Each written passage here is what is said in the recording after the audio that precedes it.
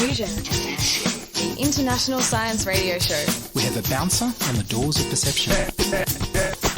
The good, the bad, the ugly. It gets pretty exciting. The myths, the truths. Toxicology. Astroseismology. Magnetism. The dark side. Genetically engineered potatoes. Planetoid. I love that word. Hello and welcome to Diffusion. I'm Ian Woolf.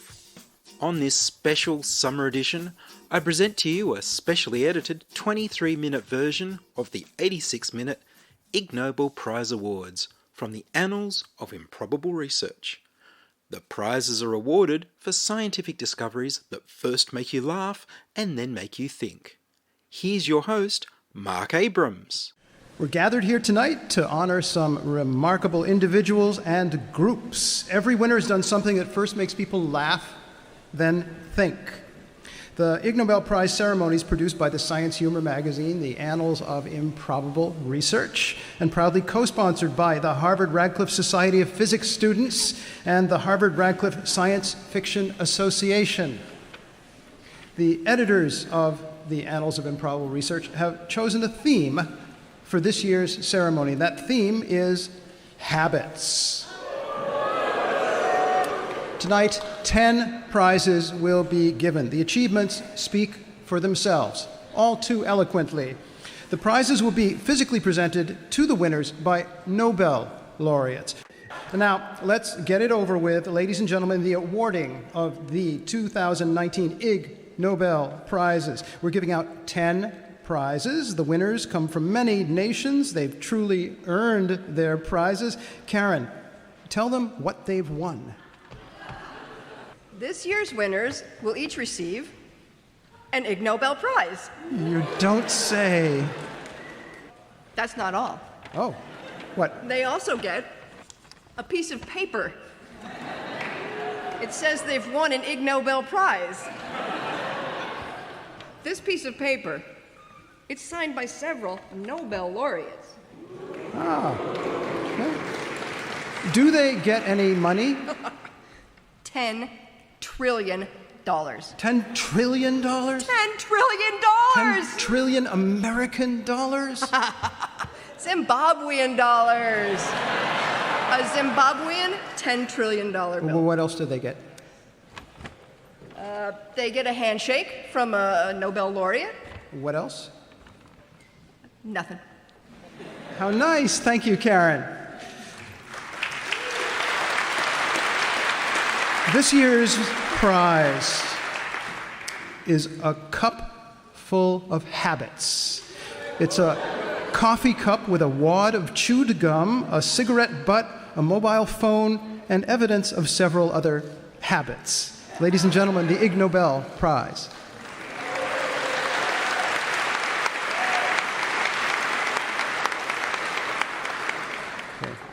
The Medicine Prize.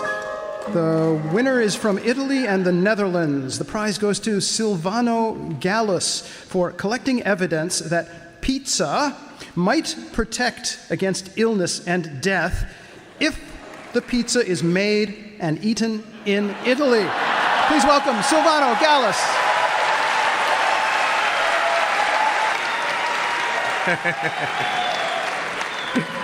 Thank you. Thank you. So, what did we find in our research? We found that analyzing data from a combination of large Italian epidemiological studies, we found that people who regularly consumed pizza had a decreased risk of digestive tract cancer and acute myocardial infarction.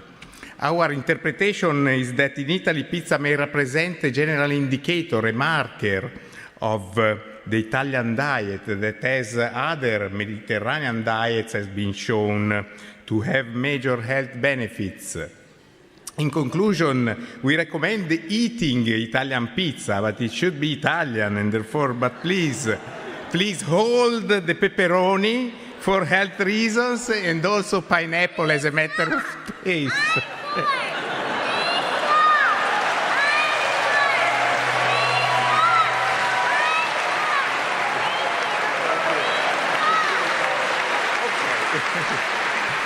Thank you very much. Collect your $10 trillion bill from the Nobel laureates over there. The Medical Education Prize. The winners are from the USA. The prize goes to Karen Pryor and Teresa McKeon for using a simple animal training technique called clicker training to train surgeons to perform orthopedic surgery. Please welcome Karen Pryor and Teresa McKeon. Well, Karen and I would like to thank everybody at Ig Nobel for this honor, but we'd also like to thank the people who worked on the research and really put to the test a teaching methodology that highlights and builds on success and focuses on positive and timely reinforcement. And with so much of our world focused on that which is not successful, it may be worth having a way to focus on things that are successful. Thank you very much.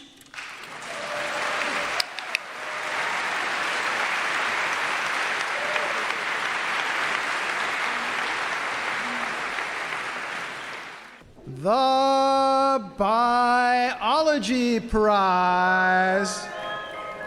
The winners are from Singapore, China, Australia, Poland, the USA, and Bulgaria. The prize goes to Lingjun Kong, Herbert Kripaz, Agnieszka Goreka, Alexandra Urbanek, Rainer Dumke, and Thomas Paterek for discovering that dead, magnetized cockroaches behave differently than living magnetized cockroaches. Please welcome Thomas Paterek, Herbert Kripaz, and Rainer Dumke.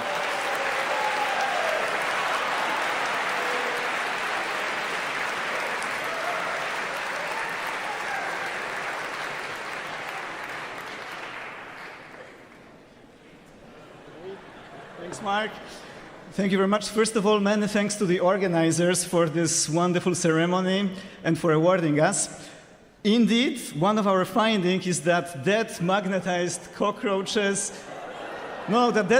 stay magnetized longer than alive cockroaches. We have a video that over-dramatizes this a bit. Dear Bob, please play. And to add the drama there, I'll be reading. Safety first. Now, this is a fridge. This is a dead cockroach. Click. This is a live cockroach. No click. Consistently. Thank you very much. You can collect your $10 trillion bill from the Nobel laureates over there. The Anatomy Prize.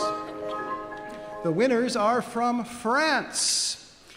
The prize goes to Roger Miusset and Boros Ben-Gufida for measuring scrotal temperature asymmetry in naked and clothed postmen in France. The winners were not able to travel to the ceremony tonight. Here, though, to give a short tribute to the winners is a postman from the United States Postal Service. Please welcome Eric Eimold.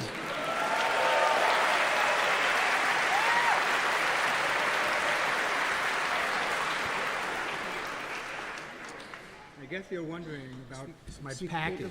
Speak into the microphone. I guess you're wondering about my package.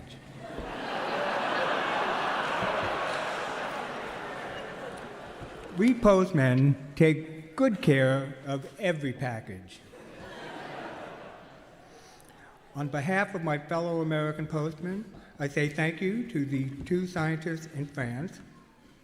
They care about packages just as much as we do.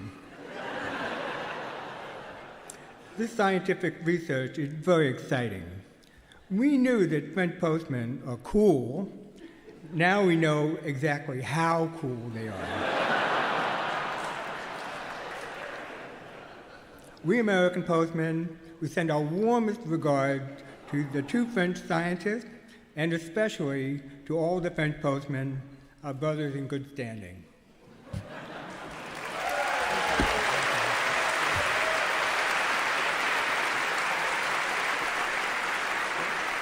Some of our Ig Nobel Prize winners from previous years like to come back to our stage to take a bow and to help honor the new Ig Nobel Prize winners. We have several with us this year. Please welcome them. The 2015 Ig Nobel Physics Prize was awarded to Patricia Yang, David Hu, Jonathan Pham, and Jerome Chu for testing the biological principle that nearly all mammals empty their bladders in about 21 seconds, plus or minus 13 seconds. Please welcome David Hu and Patricia Yang. The 2009 Ig Nobel Chemistry Prize was awarded to Javier Morales Castillo, Miguel Apatica, and Victor Castaño of Universidad Nacional Autónoma de Mexico for creating diamonds from liquid, specifically from tequila. Please welcome Javier Morales Castillo.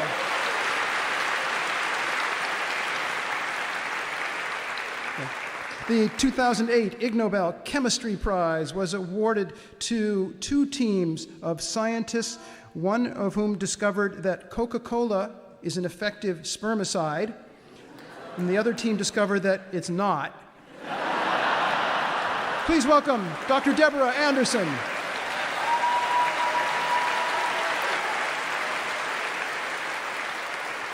And the 2012 Ig Nobel Acoustics Prize was awarded to Kazutaka Kurihara and Koji Tsukada of Japan for creating the speech jammer.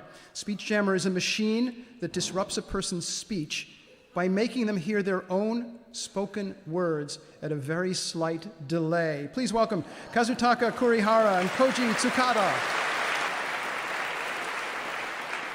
They have brought with them a new, improved, and much bigger version of the speech jammer. They will not demonstrate it here. They will demonstrate it this Saturday at the Ig Informal Lectures at MIT. We hope you'll join us then. You're listening to the Ig Nobel Prizes on Diffusion Science Radio. Send emails to science@diffusionradio.com. We're brought to you across Australia on the Community Radio Network and podcast over the internet on www.diffusionradio.com. The Chemistry Prize. The winners are from Japan. The prize goes to Shigeru Watanabe, Mineku Onishi, Kaori Imai, Eiji Kawano, and Seiji Igarashi for estimating the total saliva volume produced per day by a typical 5-year-old child. Please welcome Shigeru Watanabe and his adult sons, who were some of the research subjects 35 years ago.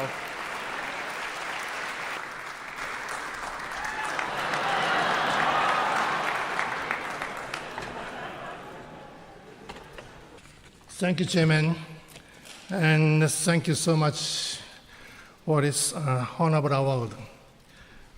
We found out an important fact that the total saliva volume per day in 5-year-old children to be 500 milliliter.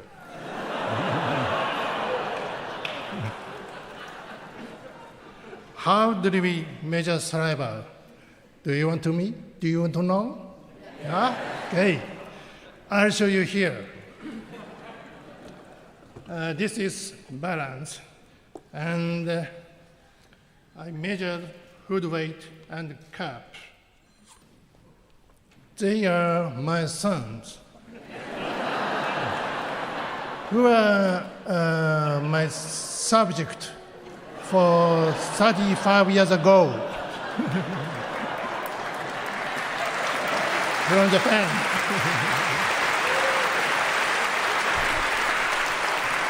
Are you ready? Okay, eat. Chewing, chewing, chewing, chewing, and spit out.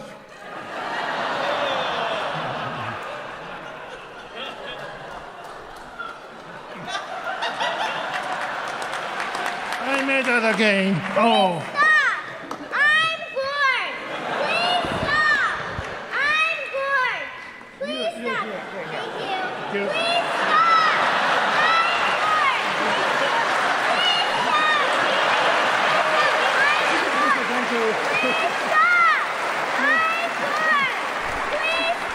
Please, my. Please stop! Please. Okay, thank you. Please stop! Okay, I'll stop. Please stop! I'm bored! Please stop!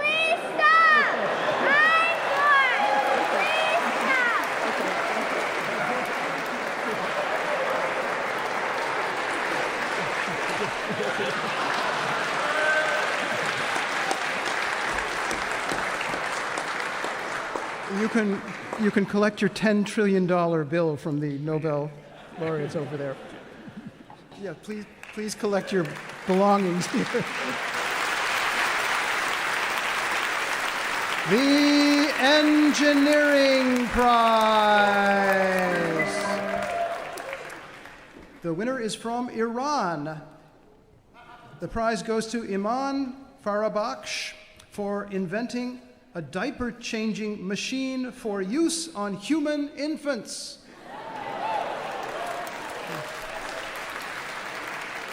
The winner could not travel to the ceremony. He planned to send us a video acceptance speech. That video has not yet arrived. Damn. The Economics Prize. The winners are from Turkey, the Netherlands, and Germany. The prize goes to Habib Gerek, Timothy Voss, and Andreas Voss for testing which country's paper money is best at transmitting dangerous bacteria. Please welcome Andreas Voss and Timothy Voss, who are father and son.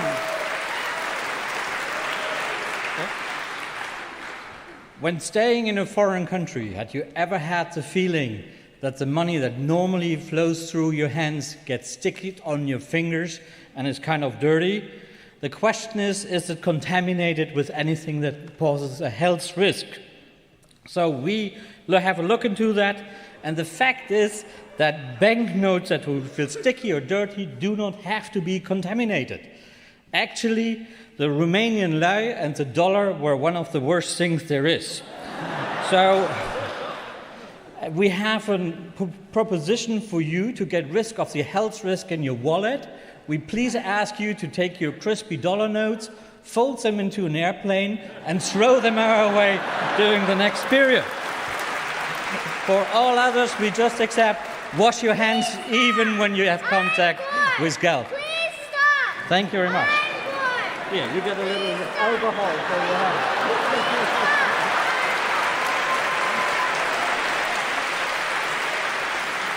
Please be very sure to collect your $10 trillion bill. The Peace Prize.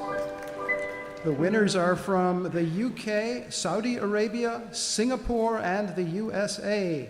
The prize goes to Gada A. bin Saif, Alexandru Papayu, Liliana Benari, Francis McGlone, Sean Quatra, Yonghua Chan, and Gil Josipovich for trying to measure the pleasurability of scratching an itch. The winners could not travel to the ceremony, so instead they sent this video acceptance speech.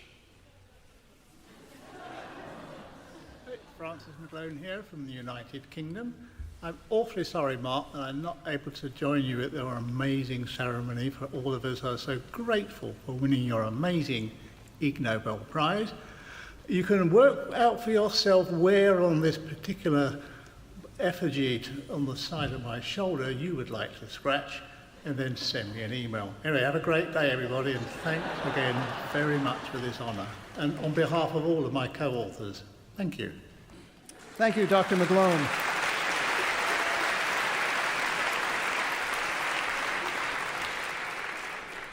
Are those back scratchers? What do you do with those? We have 3 Nobel Prize winners who don't know what to do with a back scratcher. Okay, and a physics professor next to them who's giving no advice whatsoever. And B.F. Skinner's daughter next to them who's just looking on and laughing.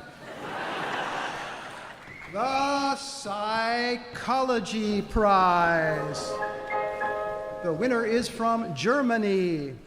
The prize goes to Fritz Strack for discovering that holding a pen in one's mouth makes one smile, which makes one happier, and for then discovering that it does not. Please welcome Fritz Strack.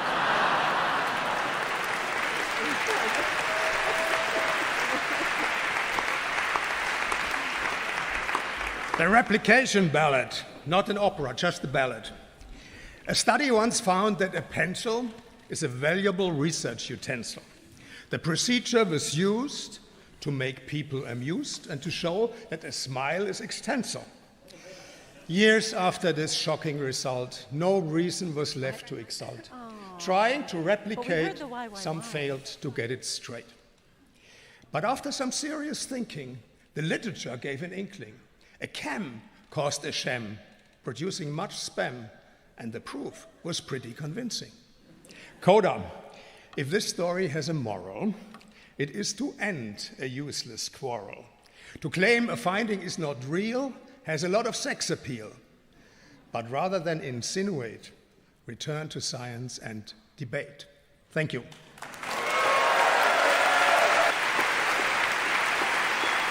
Don't forget to collect your $10 trillion bill. The Physics Prize. The winners are from the USA, Taiwan, Australia, New Zealand, Sweden, and the UK. The prize goes to Patricia Yang, Alexander Lee, Miles Chan, Alin Martin, Ashley Edwards, Scott Carver, and David Hu for studying how and why wombats make cube-shaped poo.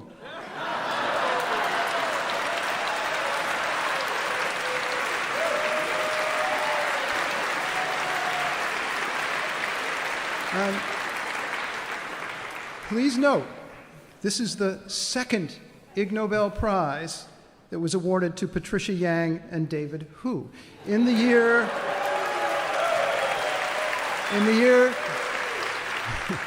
2015, they and some other colleagues were awarded the Ig Nobel Physics Prize for testing the biological principle that nearly all mammals empty their bladders in about 21 seconds, plus or minus 13 seconds.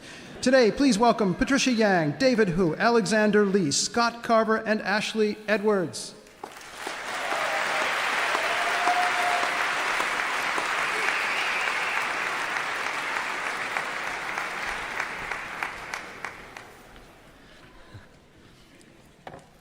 Thank you. Wombats are solitary herbivorous marsupials. They produce cube-shaped scats, which they place on a rock, a log, or a stump to communicate with one another. See, the cubing prevents them from rolling away. So we asked, how do they produce cubed poo in a soft intestine? A wombat's feces is only 2/3 as wet as your own feces. When feces dry, it contracts and forms cracks. The formation of cubes is similar to the cooling of lava into hexagons like those found in Giant Causeway, Ireland. The process is assisted by the muscles that move food among the lower intestine. These muscles vary in thickness as much as 3 times that shape the corners of cubes. Wombats are scientific proof that you can squeeze a square peg into a round hole.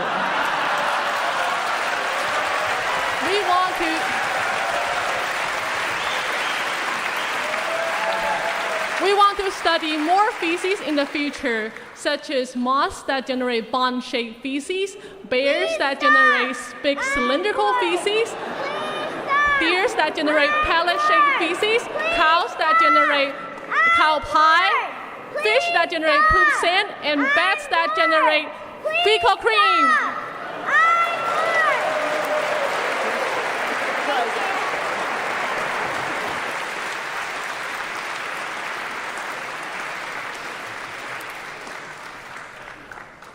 Please remember this final thought. If you didn't win an Ig Nobel Prize this year, and especially if you did, better luck next year. Thank you.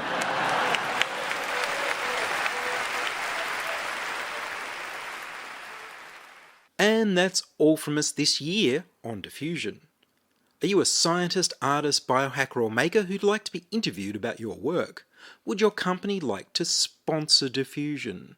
Send your contributions, opinions, helpful suggestions and donations to science@diffusionradio.com. That's science@diffusionradio.com. Please like the Diffusion Science Radio page on Facebook and rate the show on iTunes.